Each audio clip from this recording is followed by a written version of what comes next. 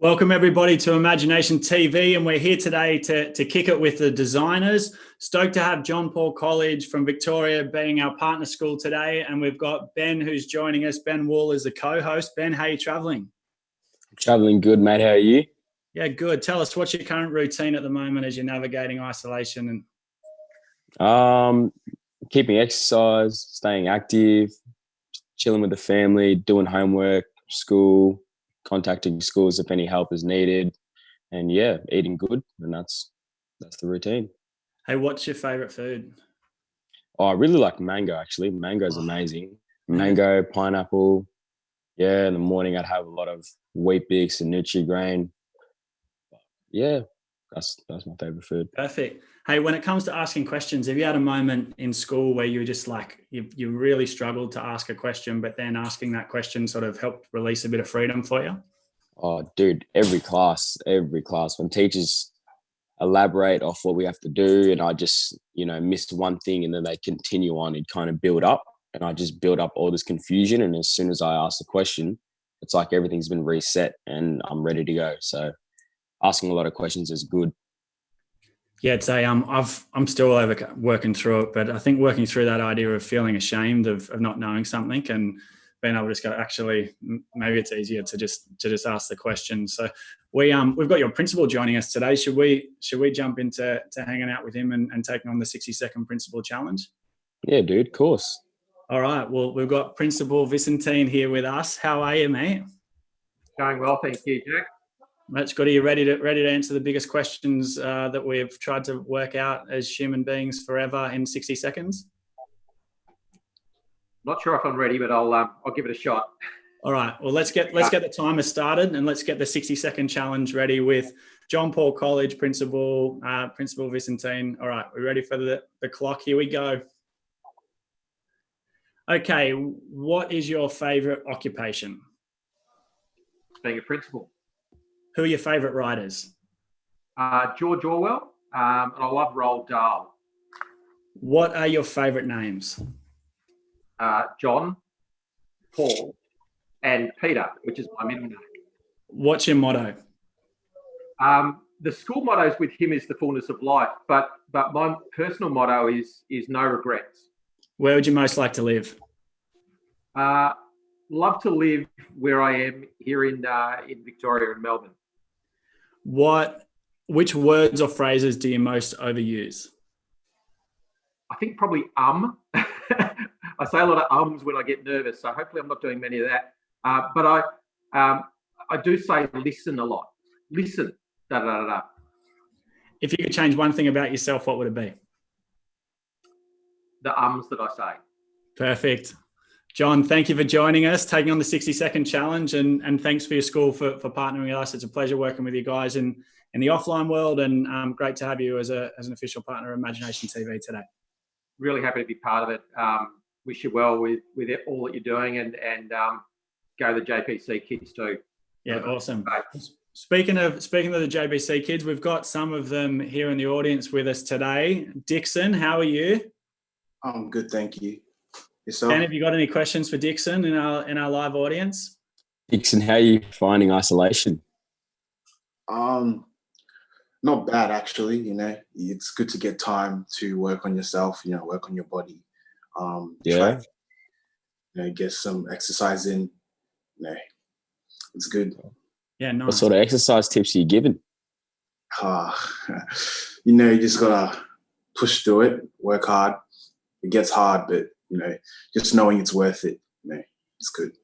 And let's go to Miji and Kendall, and I think we've got Emmanuel there as well. How are you guys? What do you think about asking questions? And have any of you had some times in school or in life where you felt like really scared about asking a question, and how did you overcome that?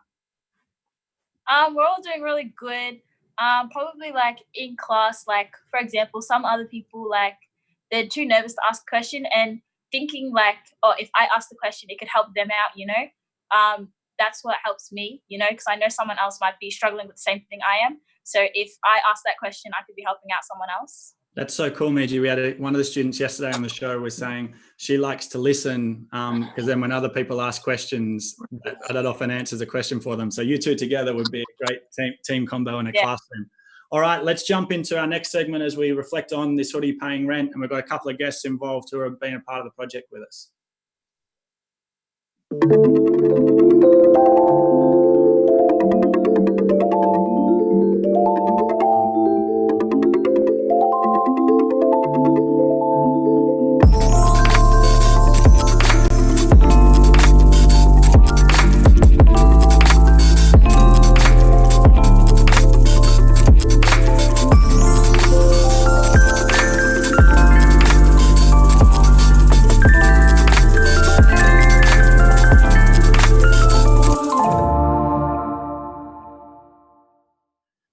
3 or 4 weeks ago, when we were looking at the challenges that many people were facing in Australia and around the world, one of the big challenges was a couple of million people in Australia were struggling to work out how to pay rent. And we believe in fighting for a fairer world at AIM, and that means not just working in isolated segments or working on helping kids get through school, but about looking at the whole ecosystem in which we all live and working out how we can support each other through that. So we actually flipped our hoodie to being a social enterprise tool. And the front of the hoodie says, "This hoodie pays rent," and the back says, "This hoodie mentors kids." And 50% of every hoodie that gets sold goes towards helping people pay their rent. And then we've had people jumping onto our website and registering to be a hoodie connector who are struggling to pay their rent, and they can get a code, and then they get $30 from every hoodie that they sell out to their friends, family, and wider network. So we've got a couple of people that are a part of the initiative today. We've got Alexis, who bought one of these hoodies, so I think is wearing it right now. Alexis, what made you buy one of these hoodies and want to be a part of it? I just thought it was such an important initiative. I've been very lucky to keep my job throughout this crisis, but I know a lot of people who haven't. So I thought this is a really great way that I can do my little bit in my corner and help the people who are struggling. And I found it to be a really amazing conversation starter, and the number of people that I've been able to talk about, not just this initiative, but the broader work that AIM does, I found it to be really powerful. Oh, well, thank you for being a part of it and supporting people on both sides, the kids that we're mentoring, some that are on the show today. And we've also got Sahil here. Sahil, you're one of our hoodie connectors who is getting a bit of love through the funds that we're going to raise through this and taking a code out to try and raise some funds for yourself to pay the rent. Why did you sign up to be a hoodie connector? Yeah, so I pretty much signed up because I really wanted to get around what AIM was doing here. Like, I really loved mentoring with AIM, and this opportunity that they gave us was pretty much like, because a few of my housemates have like lost their jobs, and with the money that we get from this, I'm hoping to like help the rent off for all my housemates. So yeah, by being able to like just promote AIM's name out there and just help join people together and just being able to talk to people. I'm hoping to help, my whole housemates out. So it'll be pretty good to get around it. Nice, guys. Very cool. Ben, have you got anything that you want to know from Alexis or from Sahil? No, seem pretty straightforward. You guys are doing good. I'm wishing you guys all the best. Awesome. Well, thank you, Sahil. Thank you, Alexis, for joining us. And if you want to support This Hoodie Pays Rent, head to aimmentoring.com and grab one of the This Hoodie Pays Rent hoodies. If you want to support Imagination TV, you can grab one of these Imagination hoodies or kick in a donation to keep working with us to try and get out to support as many kids as we can around the world. There's 1.5 billion kids whose education have been affected by COVID-19. That is like too many times the amount of the population in Australia. So if you're into mathematics on the live stream, work out the population of Australia and then divide it into 1.5 billion people, and then tell me how many times Australia's population, that is the amount of kids who have been affected by COVID-19. So we're going to try and see if we can stand up and bring a mentor into every kid's home every single day, support the teachers out, support the principals out. And as we go back into times outside of COVID-19, bringing great mentors into the education system is critical. It's not something that we do as an option, and it frees up teachers to be experts in their fields. And together with mentors, we can really create a comprehensive education experience that prepares kids for the 21st century. So that's what we're up to. And right now we're about to move into 180 seconds of wizardry. We have Dr. Rachel Jacobs here with us. Rachel, how are you going? I'm really well. How are you? Fantastic. I love wizards. I'm really looking forward to your segment. So let's get the timer started. Are we ready for the timer? Yes. I think we're ready. Okay, let's go. Your time starts now. Hi, everyone. I'm Rachel Jacobs, and thank you so much for joining us. I can't believe I get to be a wizard today. I'm an artist and I'm an activist. I also work at Western Sydney University, and today I'm going to share my practice in Bollywood dancing with you. So I'm from an Indian background, and Bollywood is part of my culture. But Bollywood is an open culture. Indian dancing is an open culture, which means that anyone can participate and anyone can have a go as long as you do it respectfully. So that means acknowledging that the dance came from India, acknowledge that you learnt it from another culture, and you don't do things like, obviously you don't blackface yourself. I'm not Hindu, so I don't wear a bindi. You don't put on a fake Indian accent and things like that, but you can participate respectfully. Today, I'm going to show you some hand movements that were used in classical Indian dance that are used in Bollywood today. These are ancient, these are really powerful, and I really love you to all have a go at home. You can do it sitting down. So hands are really symbolic in Indian dancing. Here's the first one. I want you to put your first 3 fingers, okay, that's your second and your third together. I love to see my AIM buddies trying this as well. This is a deer, okay? Can you have a look at that? That's a deer. Yeah, that's a deer hand. You can pop your elbows to the side and you are in deer. Lovely. Oh, Jack, you look amazing. Okay, our next hand we're going to do is a lotus or Padma. Hands out. Curve your hands, your fingers up so they look like petals of a flower. That is a Padma. This is a full Padma. This is a half Padma. Okay, beautiful. And finally, we're going to do a Kathak turn. It looks like this. Now, it looks really fancy, but what you're going to do is put your wrists together, one hand over the other, and turn the pancake over. That is a Kathak turn. Very nice. Okay, I'll go through those. We've got deer. Do you remember lotus? If you're stuck with lotus, nice. Don't forget, palms flat and curve your fingers up. Yep, you guys all look fantastic. That is a lotus. And then finally, Kathak turn. Beautiful. Everyone, I'm going to put some music on and I'm going to do those 3. I want you to try it. We're going to go deer, we're going to go lotus, and we're going to go Kathak turn. Here we go. Okay, everyone, starting deer. Excellent. Lotus, deer. Lotus, deer. Lotus, Kathak turn, Kathak turn. Lotus, deer. Lotus, deer. Lotus, deer, Kathak, Kathak. On top, up. With a lotus, lotus, deer. Lotus, Kathak turn. Well done. That was 180 seconds of wizardry in Bollywood. Thanks for joining me, everyone. Wow, congratulations, Rachel. Where did you learn that from? That's such an amazing dance. Oh, it is, isn't it? Bollywood's so joyful and so exciting. As I said, it's for everyone. I started my Bollywood really late in life, actually. I was a hip hop and a contemporary dancer for so long. And because of my culture, I kept getting given Bollywood roles. And I was like, what? I don't do that. I don't know what that is. And so I learnt on stage and on sets and things like that. And it was a really great way for me to reconnect with my culture, because I grew up here in Australia and led a very Australian life.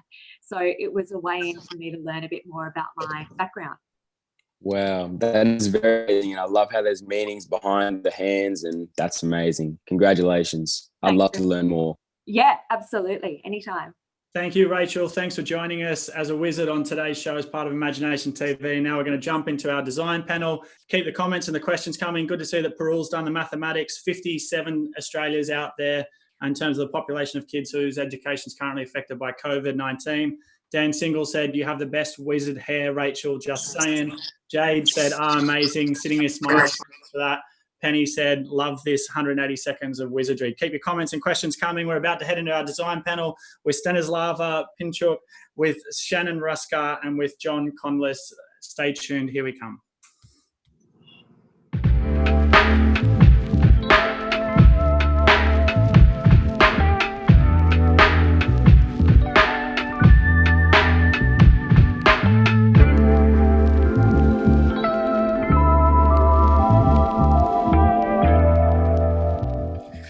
Stanislava, tell us a little bit about your story and what design means to you and what the world of asking questions has allowed you to be able to unlock. Well, I guess for me, design and asking questions is kind of everything, you know. Any designer, any artist, anyone creative, it's all about your curiosity, you know. And design is something that's around us, not in, you know, just great couches or a car, but, you know, the way we eat, whether we eat with a fork, with our hands, the way, you know, bread or food was designed. So I think it's kind of actually a part of everything. John, what's your journey been to learning stuff? And did you have a time where you suddenly got brave enough to start entering into new worlds? Because you've done some fascinating stuff. Tell us a bit about your life, what you've learned, and what asking questions has helped you with along the way. Sure. Thanks for that. It's great being on the show. It's amazing. I guess it all started during my high school years. I keep considering there's the 3 Ps. It's being positive, being persistent, and having a purpose. And I guess I knew back then to make something or create a difference is to actually go for it. What it is from a creativity point of view, it's up to you of what you design and what you are exposed to actually creating a point of difference or creating a purpose in life. And that's when I began my journey actually in denim.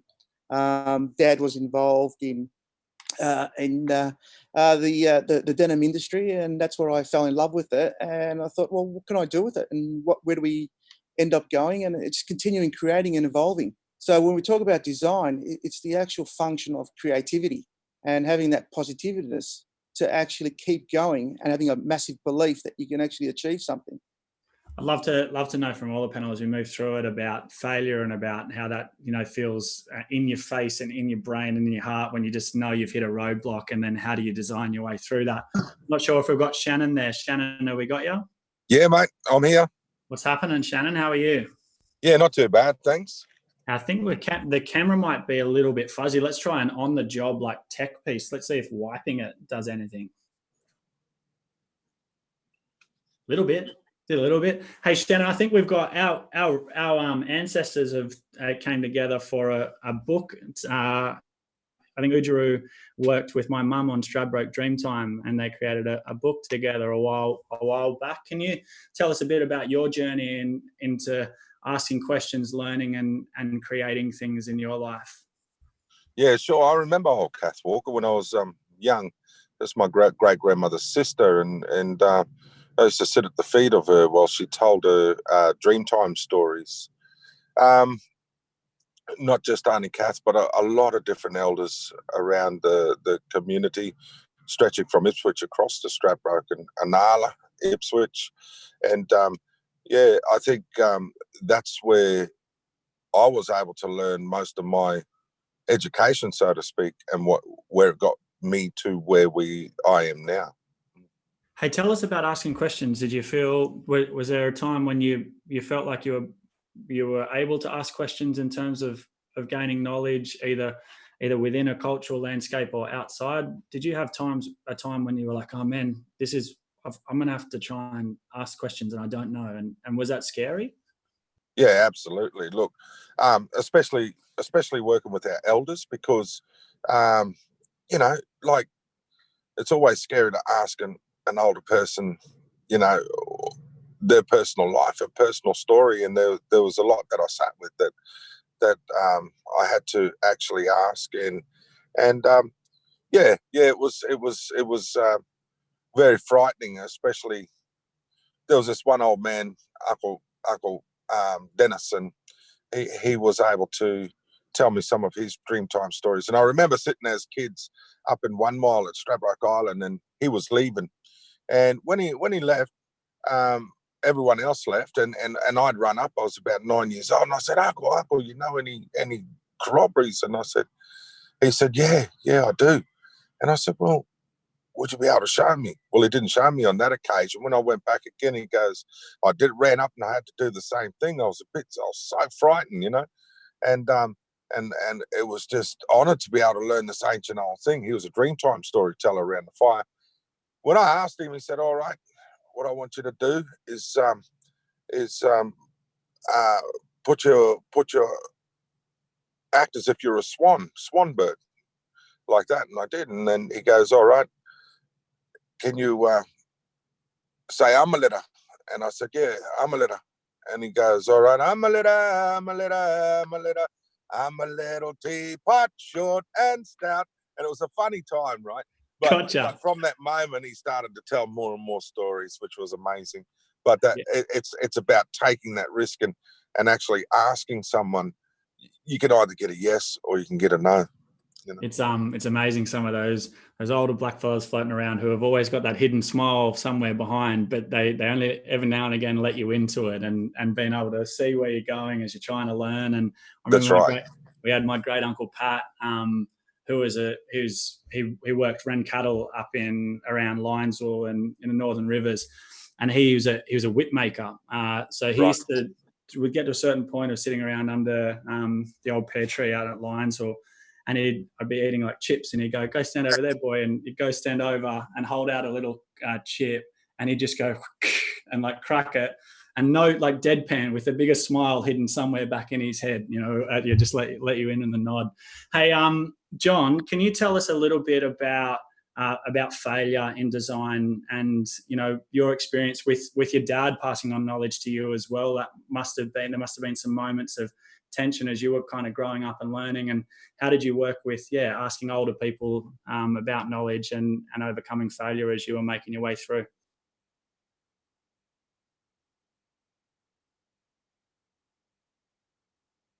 Just grab you off mute. I'll have another go at it.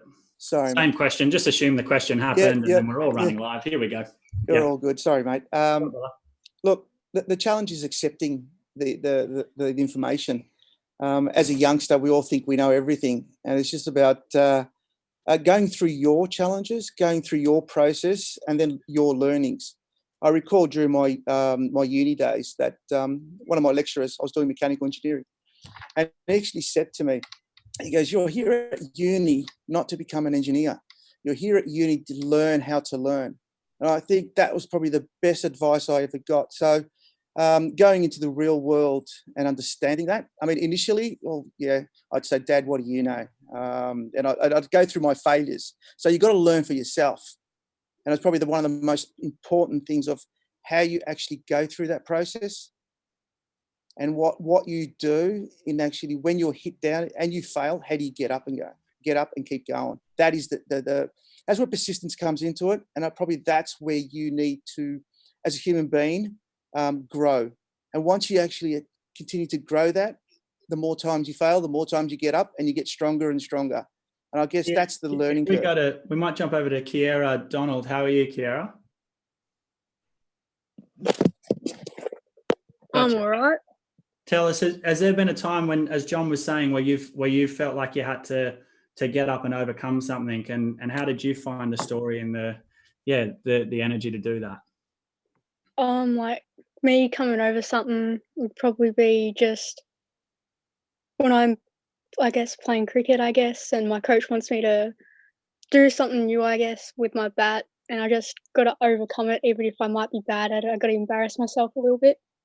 Yeah, that moment of learning, of being embarrassed. I learned how to make pancakes without self-raising flour the other day, and I put too much baking soda or baking powder in the mix. So the mix is meant to be 1 cup of normal flour, 1 egg, 1 milk, and I put like way too much baking powder in it, and I made these what it thought were perfect pancakes for my partner and my daughter, and my partner like spat it out like I'd put acid in her mouth, which I kind of had. So sometimes you got to get embarrassed before you can make that perfect pancake. Dixon, how do you overcome challenges? How do you get yourself up if you're feeling flat? You kind of just take a deep breath, understand the moment, and know that, you know, there's always going to be a good side of things. So at that moment, you just got to, you know, close your eyes, take a deep breath, and just realize that it's going to be okay. Stanislava, can you tell me the best question you've ever learned to ask when it's come to learning? I think it's learning how to be brave, to just say, sometimes I just say, explain it to me like a 6-year-old.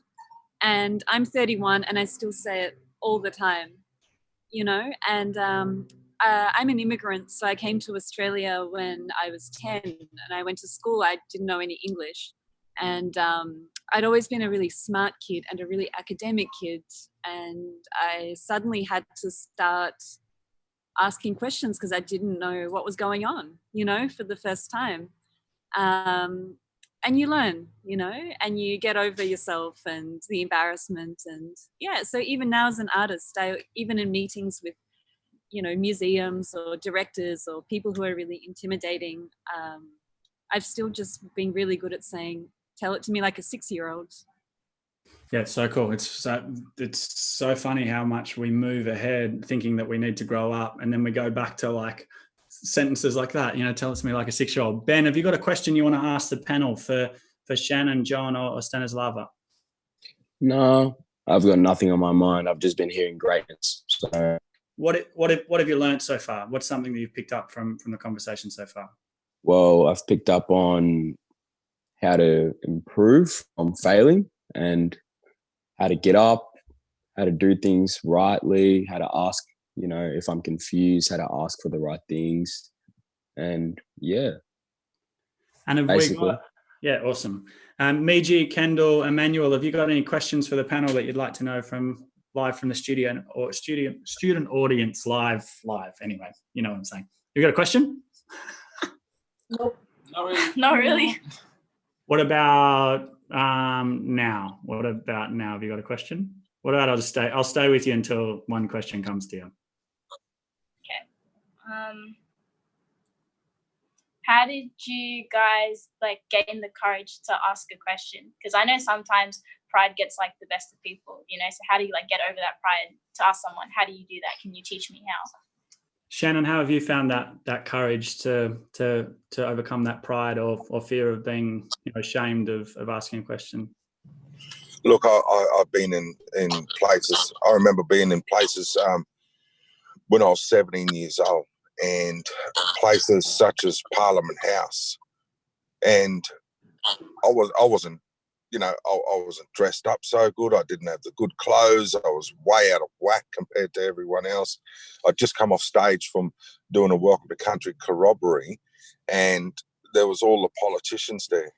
And there was one politician in particular that I wanted to talk to, and because I wanted to start something in tourism, but I needed them to back what I was doing. And I thought, this is my moment, but I was sweating, I was frightened, I was so scared. And it was just thinking at the end of the day that I thought to myself, you can only get a yes or no answer. You can really only get a yes or no answer. They're either going to help you or they aren't. And what's the loss? If you ask that question, you may get what you want. So go drive for it. What happened when you asked the question? Support. Oh, that's so cool. Support came. So, you know, and if you ask for it, you can get whatever you want. You know, you can get what you want if you really want to drive for it. Mm. Ben, do you want to jump in there? Oh, I was just saying that's amazing when you know, asking people for help, and you know, there's no fear to it. There's no wrong answer, wrong question, and just be brave, really. So, Jack, can I just jump in for a sec? Absolutely. That's okay. I totally agree with what Shannon's going, what he's talking about. I recall being in front of 300 people, industry heads at the Grand Hyatt at a big business breakfast, first time ever. That was about 10 years ago. I was so scared, nervous. I'm quite a shy person normally. And what it's all about is practice. The first time you ask the question is going to be the hardest. It's a given. It's a normal thing. But every time you keep asking more and more questions, you get a better response. You actually learn and you continue to ask questions. Then it becomes a norm. Once you get into that norm, into that habit, you'll continue learning, and you'll be understanding of how people need to be communicated to. Because that's the other thing. It's about learning around language, because how we actually approach people and how we approach our industry peers changes. And you need to understand how to adapt yourself to ensure, as Stanislava said, simplicity is the key, because not everyone understands how they want to be communicated to. Not everyone understands the question. So you need to be able to understand how for you to adapt and to communicate better. And the more questions you ask, when the more you ask that question, the more often you work out what you don't know when you're asking, like, oh, maybe I need to work this out again. Hey, Sarah, have we got you there? Yep. Sarah, have you got a question for the panel? Anything you'd like to know? I'm good. Thank you very much. Okay, no dramas. We might go to Kiona. Kiona, have you got a question? Remember, being brave and there's no shame in name. No, I don't got any questions. What about the start of a question? You start a question, I'll finish it. Like start of a sentence, kind of start of a question? Yeah, you just give me a couple of words and I'll finish it off. I'll turn it into a question. What would you do if you were stuck in a situation in an elevator with the dream partner that you wanted to work with your whole life? What would be the 6 words you would say to them, Stanislava? I'd say, hey, I love your work. Perfect. Shannon, what's your 6 words to the dream partner to work with to light up everything you want to do? And we might grab you off mute quickly just before you jump in.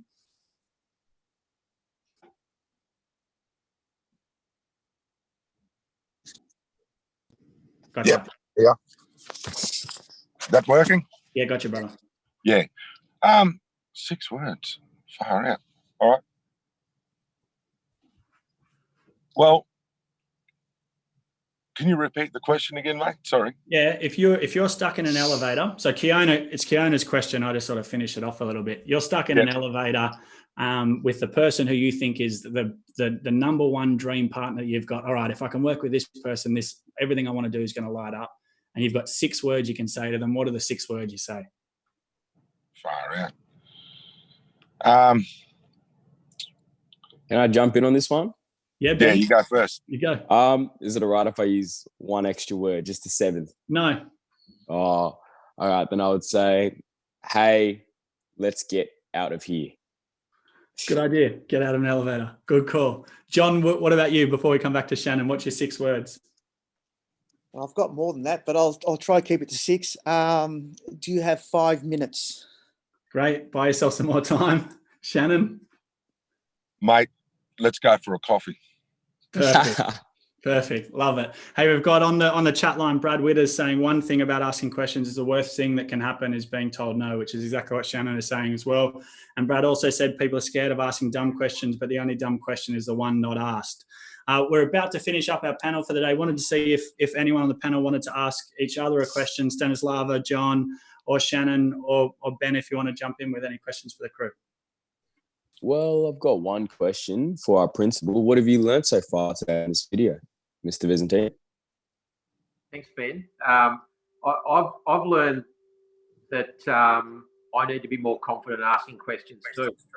I'm a bit like everyone else, that I'm a little bit nervous sometimes asking questions, and I need to be not afraid the answer's going to be. So the feedback from Shannon, particularly about don't think it's going to be yes or no, and you're better off just to ask the question. So I thought that was fantastic. Brilliant. Well, I think that's a great note to finish up our panel on today. I wanted to thank Shannon for taking the time, and John and Stanislava for joining us on the panel. Thank you so much for joining us on the designers panel today to explore asking questions. Thank you. Thank Pleasure. you. Thank you. Oh, good. We'll catch you soon. All right. Our next challenge is one of the big boppers. It's a new segment on the show. It's the first time we've done it.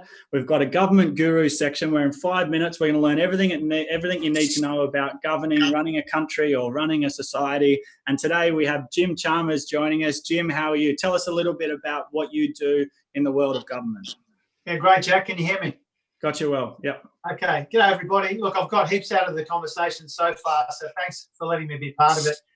Jack and Ben and everybody on the call. It's been terrific. And I think it's really good that we're talking about asking questions, and I want to make what I tell you about government really about asking questions. But before I get to government, I wanted to go to a question that one of the people I admire the most asks really every day. It's a guy called Russell Westbrook, who you'd know, Jack, from the NBA, former MVP. And he bases his whole life around one question, which is why not? And I really wanted to talk about why not today in the context of taking an interest in how we govern ourselves. And I wanted to do that not from a kind of a theoretical point of view, but as somebody who grew up in Logan City, as you know, south of Brisbane, an area with its share of challenges. And it wasn't really until I was about the same age as some of the student participants today that I started asking about politics. And I had this great teacher who was really encouraging of my interest. And it dawned on me at that point that government and politics, isn't just about something that somebody else does. There's an opportunity for all of us to take an interest. And so I really wanted to pick up on what Shannon said, but also what the student questioner was about. Asking the right questions about courage. It's also about being encouraged. And I wanted to encourage people today to take an interest. For a long time in the history of the world, people like us were excluded from decision-making. Decisions were taken by people who were already powerful, from the right families. About 120 years ago, that changed and workers became involved in decision-making, which is a great thing. Around that same time, women were given the vote. As you know, Jack, about 50 years ago, well overdue, the First Nations people of this country were included in the way that we counted our population and listened to our population. There's a long way to go there, of course, but those have been the steps that have been taken. But somewhere along the way there, I think young people started to get the feeling that they were kind of excluded from government and not being listened to. And I think as a consequence of that, for a lot of young people, their interest in politics and government, kind of waned a little bit. And that's a real shame, because the best democracies, the best governments, the best countries are the ones that have got the most voices involved in the decision-making process. And I think that's really important, that we don't just have the sort of same old, crusty types from the same old leafy suburbs of this country making decisions on behalf of the rest of us. We need to make sure that, we have the courage and we are encouraged to stick our hand up, to ask the right questions and demand that those questions be answered. And I think that's where the young people on the call, or the youngest people on the call, really come into it. I mentioned Russell Westbrook before, he's one of the people I admire, but also admire the former President of the United States, Barack Obama. And my favourite quote of his is he always used to say, we are the ones we've been waiting for. There's no use waiting around thinking that somebody's going to arrive and make good decisions on our behalf. We've got to get amongst it. We have to be part of it. We are the ones that we've been waiting for. And I guess that's a way of saying to people on the call today and on this show today, and anyone who might be watching, please take an interest in the decisions that are taken on your behalf. Please take an interest in the way that we organise ourselves and govern ourselves, and the way that democracy works in this country. And that doesn't have to mean, running for parliament. It doesn't have to mean, putting on a fancy suit and showing up in Canberra every few weeks. It really just means a few things. The kind of tests that I think that people have to meet if they want to have a say. The first thing is, do you care enough about your community to want to serve it in some way or another? Do you care enough about your country that you want to change it for the better? And do you care as much about the person sitting next to you on the bus as you care about your own prospects in life? And if you can answer yes to any or all of those questions, then we really want to hear from you. We want you to be part of this country and how it governs itself. And mentoring is a really important part of that. I've known you, Jack, for a decade or more, and we've talked about mentoring as a part of a bigger story in this country, and I think that's really important. Now, a few minutes ago, Dixon said that one of the things he liked, or one of the few upsides to this isolation that we're part of right now, is we've got this massive health crisis and economic crisis, and a lot of us are stuck at home, and I'm at my home here at Logan right now. And he talked about getting yourself right, getting yourself fit and healthy. And I think that's a good way of thinking about this reset that we're going through right now. And I guess what I wanted to leave you with is, let's make part of that reset, ask ourselves the question, what can we do to make sure that our voices are heard? If we come back to Russell Westbrook, why not? You know, somebody's going to be making decisions on our behalf. Why can't it be us? Why not us? Somebody's voices are going to be heard one way or another. Why not our voices? And I think that's a really important part of asking questions about, you know, how we're governed and how we organise ourselves. What do you reckon, Ben? How do you go? Oh, I'm off mute. I reckon that was amazing. Honestly, all the information you've just provided had really, you know, bumped up my knowledge on the Australian like just the Australian country and what we should do in isolation and how to push forward with Russell Westbrook's, you know, sayings and Barack Obama's sayings. It's really like moving. It's moved me. Nyayok, have you got a question that you'd like to ask Jim? Well, I was browsing. I was thinking before of a question, but let me come back to you in a second. I think, Miji, have we got Nyayok there with you on that in your call? Nyayok, do you want to ask a question of Jim while we've got him? Yes, good.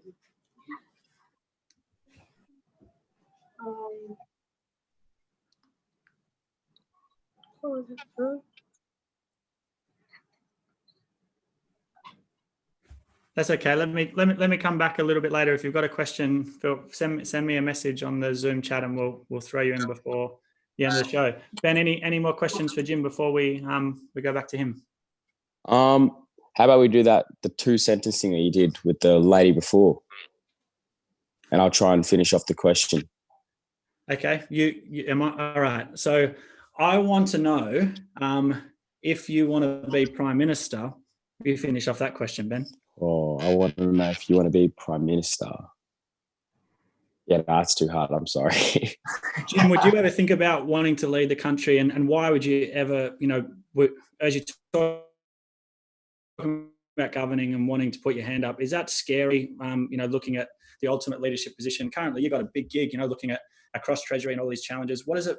How do you get the courage to put your hand up to be a part of leading a country as an everyday person? How do you find that courage? Well, for a long time, I didn't have it yet. So I've been a big beneficiary of that. There have been people who have believed in me at different times and encouraged me. And that's probably been the difference maker in my life, because when I first started thinking about politics, you know, I didn't have a clue to go about it. I had no connections. I had no family history.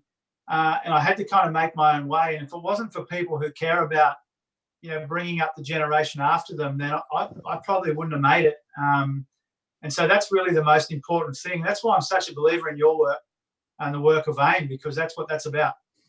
Well, thank you, Jim, for taking the time to come and gather with us and reflect on government and reflect on what we do together. And I think that idea of if not us, then who, and if not now, then when is critical in all action. And the moment that we had Damon join us, who made the film 2040, and he spoke about this idea of just stay with me. When you're turning through the newspaper or you're looking through your news feed, or someone says something to you and you're like, oh man, that sucks, or that's really cool, or that's no good.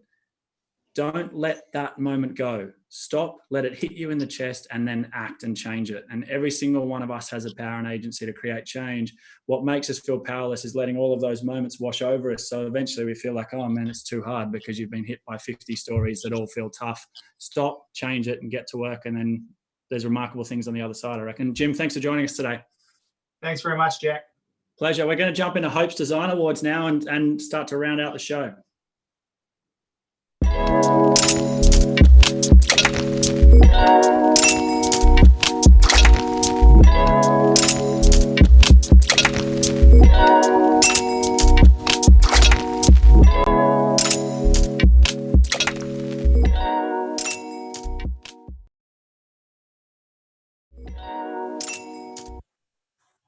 Hi, I'm Hope. How are you, Ben? Geez, you've been doing a good job co-hosting today.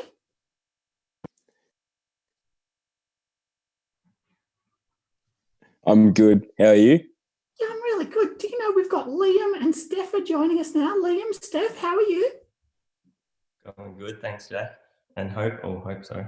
How you going? I'm here too, yeah. I've got a bad back today, so I can't disappear, but I just wanted to hang out with Hope. It's good to see you. It's good to see you too, Hope. How have you been? Oh, I've been trapped away, been locked up in a box. Liam, Steph, we've got you guys are going to take on a drawing challenge today to be able to draw the certificates live as we read out our Hope's Design Award winners. Wow, that's cool. Yeah, I think it's pretty cool. So we're pumped to have you. Can we have a scissors, paper, rock contest between you two on the count of 3 to see who's going to choose whether they draw the youngsters or the future awards? Ready? 3, 2, 1. Scissors, paper, rock. All right, you've both gone scissors. One more time. Scissors, paper, rock. Okay, Steph, you win. Do you want to draw the youngsters or the lifetime achievement? Let's go youngsters. Okay, ready? You guys start drawing, and I'm going to now announce our award winners. The future award today goes to Tia DeVal and Belle Cooper. This week's Future Award goes out to 2 young designers and entrepreneurs, Tia DeVal and Belle Cooper. Wow, at just 11 years old, Tia DeVal had an idea to create products that would reflect the stories she wanted to share as a young Indigenous person. She teamed up with her friend Belle Cooper to launch their own business and so their brand, Tia and Belle, was born. Their brand logo is 2 kookaburras reflecting the 2 girls' infectious laughter and energy. Is also powerful in changing the world. This is where the young leaders bring to business. Their products focus on ethical, organic, and nutrition-inspired cooking and clothing and hats, t-shirts, bags, and candles. And the aim of spreading positivity and celebrating spiritual success.